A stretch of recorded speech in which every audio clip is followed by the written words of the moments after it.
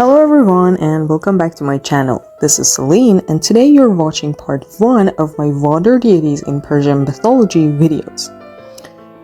Because ancient Persia was mostly a dry and arid land, water deities had a very important role in the culture, beliefs, and rituals of the people. Water wasn't just a natural resource, it was a sacred gift, and the deities connected to it were deeply respected. As you know, I upload my Persian mythology videos every Friday, and today we're going to talk about Anahita, the most important female deity in Persian mythology. She's connected to the control of water, fertility, childbirth, marriage, and many other aspects of life. So, if you've watched my previous video on creation in Persian mythology, you already know figures like Ahura Mazda and the Amisha Spantas, and you know how they came into existence. The gods and deities were created after the Amisha Spantas and before the creation of the world.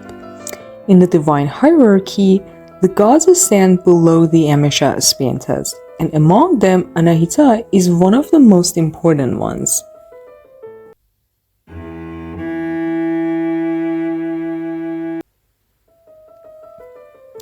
So, Ardavi Surah Anahita was a highly respected figure in ancient Persia and had a strong influence on ceremonies and rituals. Her name reflects her character. Ardavi means moisture or humid, Surah means mighty or strong, and Anahita means pure. All of these describe her connection to water, strength, and purity. In the Avesta, Anahita is described as a young, beautiful woman. She is often shown wearing jewelry and a crown that has 100 stars, symbolizing her power and divine status. This crown shows her as a queenly figure, commanding respect and admiration.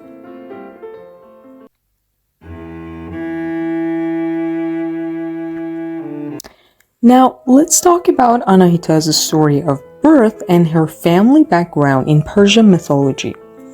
Anahita is often described as the daughter of Ahura Mazda, the supreme god in Zoroastrian belief. In some traditions, she is also linked closely to Mithra or Varuna, gods associated with the sky and waters. But most commonly, she is seen as a divine figure born from Ahura Mazda's thought or essence, representing purity and life-giving waters. According to ancient texts like the Avesta, which is the holy book of Zoroastrianism, Anahita is called the mother of the waters and is believed to bring fertility, health, and protection to the world.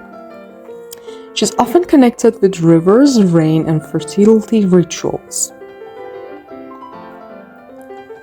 So, her birth story isn't like a typical human birth. Instead, she emerges as a divine force, a personification of the life-giving power of water and purity, which are central to Persian spiritual beliefs.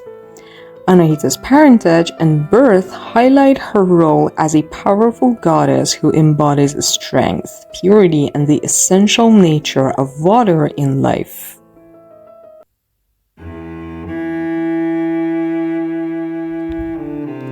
Now, let's dive into Anahita's characteristics, powers, and responsibilities. As we said, she is mainly connected to water, rivers, lakes, and especially the life-giving properties of water. But her role goes far beyond just water. Anahita is known as a powerful goddess of fertility, love, and protection. She watches over fertility and childbirth, helping women during pregnancy and labor. She is also seen as a protector of warriors and kings, giving us strength and victory in battles. Anahita is also associated with purity and healing. Because water purifies and heals, she is seen as a purifier of souls and protector against evil. Many ancient Persians prayed to her for cleansing, both physically and spiritually.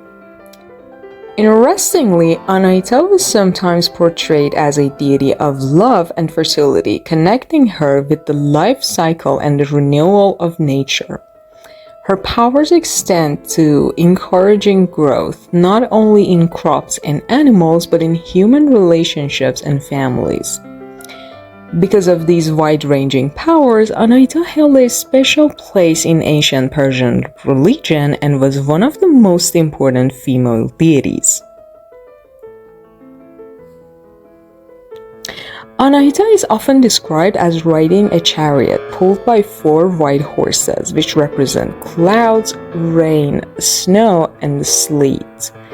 These are the natural forces she controls, bringing water to the earth in its many forms. She is said to live in the highest level of the sky above every lake. Her heavenly palace is described as having 100 windows and 1,000 columns. From this magnificent place, under the command of Ahura Mazda, Anahita sends down rain, snow, and sleet to nourish the land. In many ways, Anahita is similar to other goddesses of love, beauty, and fertility in nearby cultures. She is often seen as the Persian counterpart of Aphrodite from Greek mythology and Ishtar from Mesopotamian mythology. Now, we need to talk about Abanegan, an important festival in ancient Persian culture dedicated to water and the goddess Anahita. As I have said in my previous Persian mythology video, in Persian tradition, different days and months were dedicated to various deities. The 7th month of the Persian calendar is called Aban, and it was especially dedicated to Anahita, the goddess of water, fertility, and purity.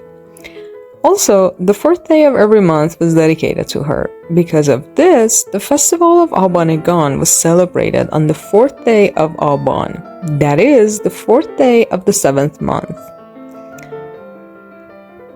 This day was considered especially sacred to Anahita, and people honored her with ceremonies and rituals focused on water and its life-giving powers. Water was vital for ancient Persians, not only for drinking and farming, but also for religious rituals, marriage, and childbirth.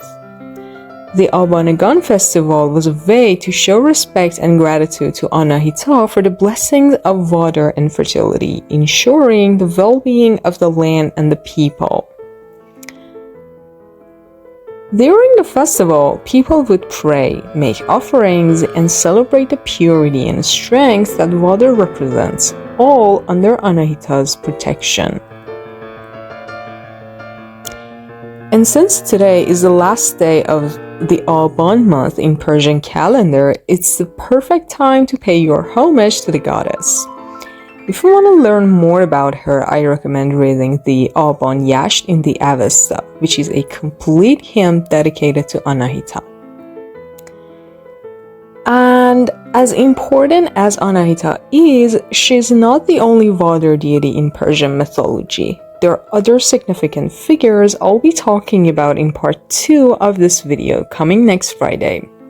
So if you're interested, don't forget to like, subscribe, and share, and stay tuned for more.